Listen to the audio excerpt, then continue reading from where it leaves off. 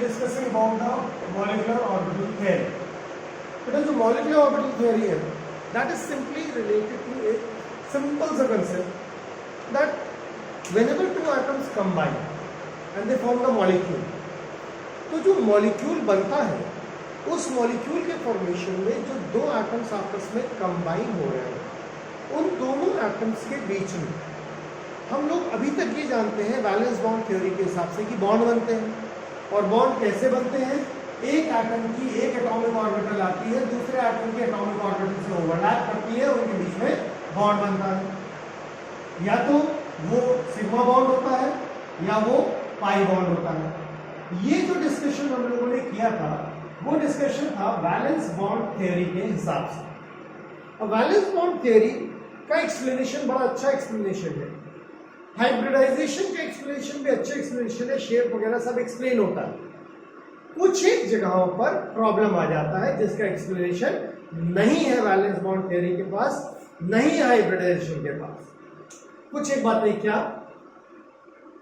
उन बातों में से एक बात यह है कि जो ऑक्सीजन का मॉलिक्यूल है, ऑक्सीजन मॉलिक्यूल, वो ऑक्सीजन मॉलिक्यूल मैग्नेटिक नेचर जो शो करता है वो है पैरामैग्नेटिक नेचर।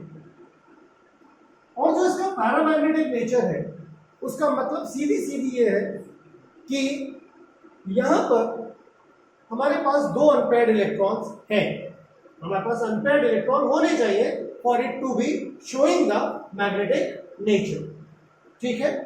और अगर पैरामैग्नेटिक नेचर इसे शो करना है तो उस पैरामैग्नेटिक नेचर के लिए जो अनपेयर्ड इलेक्ट्रॉन्स हैं वो अनपेयर्ड इलेक्ट्रॉन्स किसी भी हाल में हम नहीं शो कर सकते with the help of the valence bond theory. Valence bond theory के लिए इसको पैरामैग्नेटिक साबित करना it's just impossible, they can not just do it, ठीक है। हाइब्रिडाइजेशन से आप बाकी चीजों को एक्सप्लेन कर लेते हैं। जब आप डबल कोवलेंट बॉन्ड के बारे में बात करते हैं तो दोनों ही ऑक्सीजन के पास सारे के सारे इलेक्ट्रॉन पेयर्ड मिलेंगे, अनपेयर्ड इलेक्ट्रॉन आपको नहीं मिलेंगे। That means valence bond theory fails to explain the paramagnetic nature of oxygen molecule either in the liquid state or in the gaseous state। और उसको एक्सप्लेन करने के लिए मॉलिक्यूलर ऑर्बिटल थ्योरी की जरूरत पड़ी। काफी हद तक molecular orbital theory valence bond theory से मिलती है, लेकिन उसका ट्रीटमेंट का तरीका थोड़ा सा अलग है। क्या है ट्रीटमेंट का तरीका? मॉलिक्यूलर ऑर्बिटल थ्योरी के हिसाब से जब दो एटम्स आपस में कंबाइन होते हैं तो उन एटम्स के कंबाइन होने से जो मॉलिक्यूल हमें मिलता है उस मॉलिक्यूल के फॉर्मेशन के दौरान जो पहला एटम है उस पहले एटम की जो एटॉमिक ऑर्बिटल है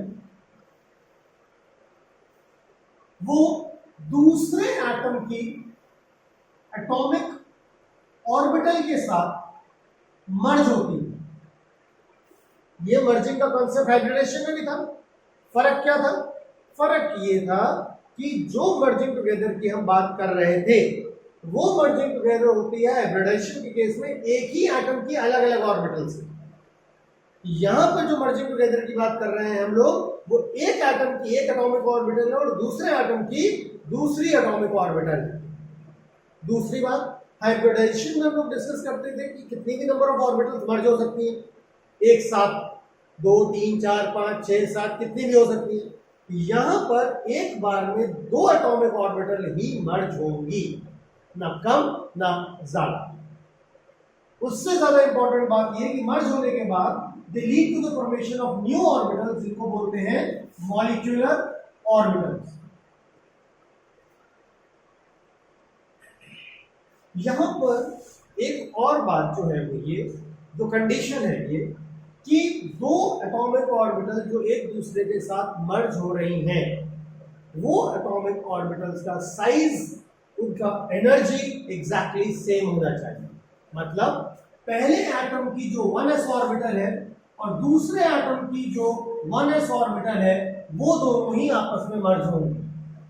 पहले एटम की 2s ऑर्बिटल और दूसरे एटम की 2s ऑर्बिटल ही मर्ज होंगे। पहले एटम में जो 2px ऑर्बिटल है तो दूसरे एटम की 2p से मर्ज होगी, 2p y के साथ मर्ज होगी और 2pz के साथ मर्ज होगी। और जो इनसे नई ऑर्बिटल मिलेंगी they will be the molecular orbital. और ये हम लोग ने पहले भी डिस्कस किया है कि जितनी ऑर्बिटल्स आपस में मर्ज होंगी उतनी ही नई ऑर्बिटल्स मिलेंगी, ना उनसे कम ना उनसे ज्यादा। ठीक है, मतलब हर बार दो एटॉमिक ऑर्बिटल्स मर्ज हो रही हैं तो दो ही एटॉमिक ऑर्बिटल मिलेंगी।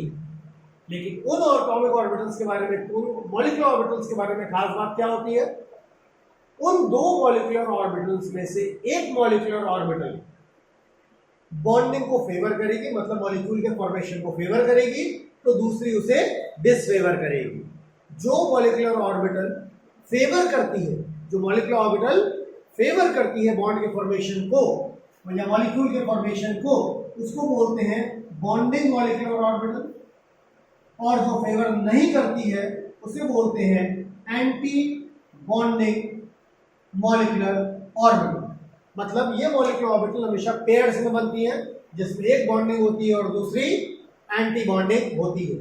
कौन कौन सी बनती है, कैसे बनती है, वो अभी डिस्कस करते हैं।